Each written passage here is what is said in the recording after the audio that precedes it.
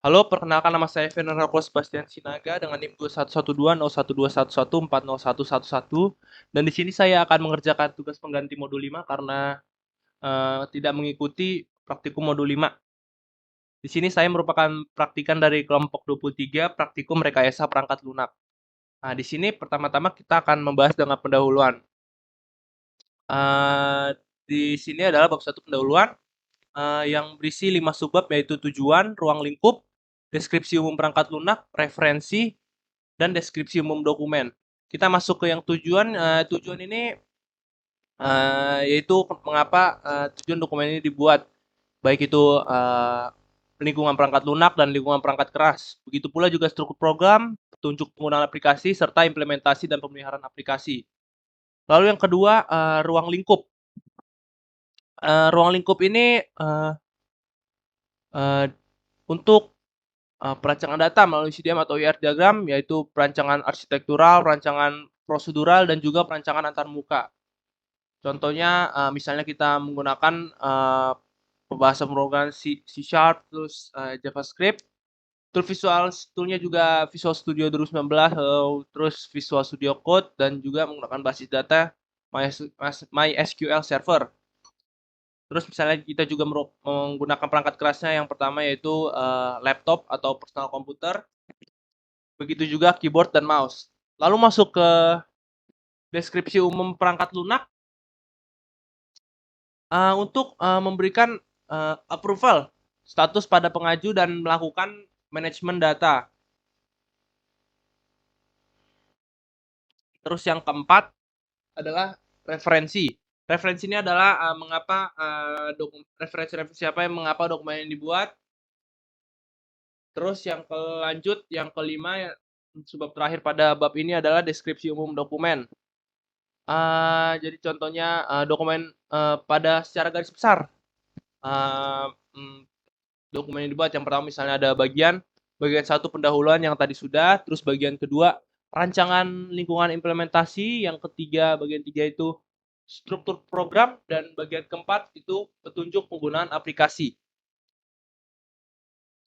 Lalu kita masuk ke bab 2, rancangan lingkungan implementasi. Di sini ada subbab yang pertama yaitu adalah lingkungan perangkat keras. Di sini perangkat keras yang digunakan pada saat misalnya kita pengimplementasian aplikasi. Misalnya contohnya kita menggunakan PC yang dengan spek prosesor Intel Core i5, terus RAM-nya 8 GB dengan monitor LCD 14 inci juga dengan media penyimpanan SSD 768 GB. Dan begitu juga ada keyboard dan mouse. Lalu di yang kedua ada lingkungan perangkat lunak. Yang itu perangkat lunak apa yang digunakan untuk pengimplementasian aplikasi atau website yang kita buat. Misalnya contohnya sistem operasi kita menggunakan contohnya Windows 10 Pro, atau kalau sudah upgrade Windows 11, terus bahasa pemrogramannya C Sharp dan JavaScript contohnya. Terus perangkat tambahnya misalnya Visual Studio Code-nya untuk software untuk menulis kode program aplikasi atau website yang telah kita buat. Begitu juga Visual Studio 2019 untuk menuliskan kode program API.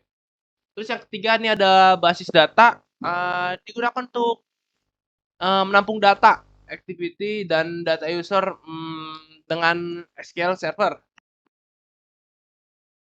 Contoh yang dibuat ini terdapat pada gambar ini skemanya, contohnya. Terus sesuai yang tips kita akan masuk ke aplikasinya. Nah, di sini aplikasi yang kami buat sudah ada tampilannya ini.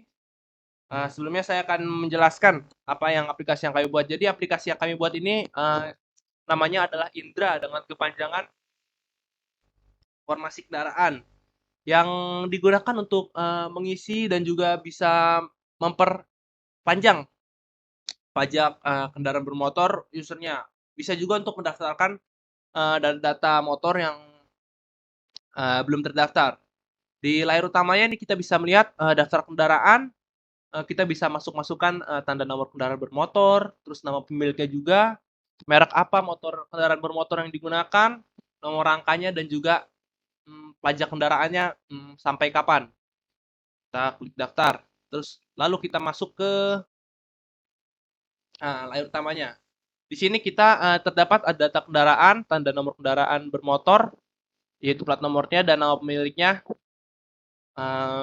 Kita masukkan juga. Misalnya kita masukkan nomor kendaraannya sekian, terus nama pemiliknya juga sekian, lalu kita submit, kita akan masuk ke tampilan seperti ini, eh, di mana di sini nama pemiliknya keluar, nomor rangkanya keluar, apa yang merek kendaraannya yang dipakai, di sini contohnya Suzuki, terus tanda nomor kendaraan bermotornya keluar platnya, terus pajak berlaku sampai sekian sekian sekian.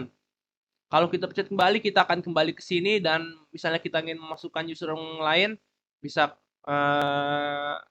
kita isi dan ke sini lagi.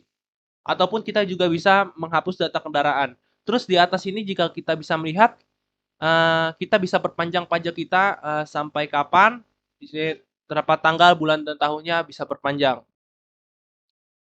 Baik, jadi intinya aplikasi website ini yang kami buat ini berguna untuk uh, user untuk memperpanjang ataupun mendaftarkan, begitu juga bisa mencari data-data kendaraan mereka masing-masing.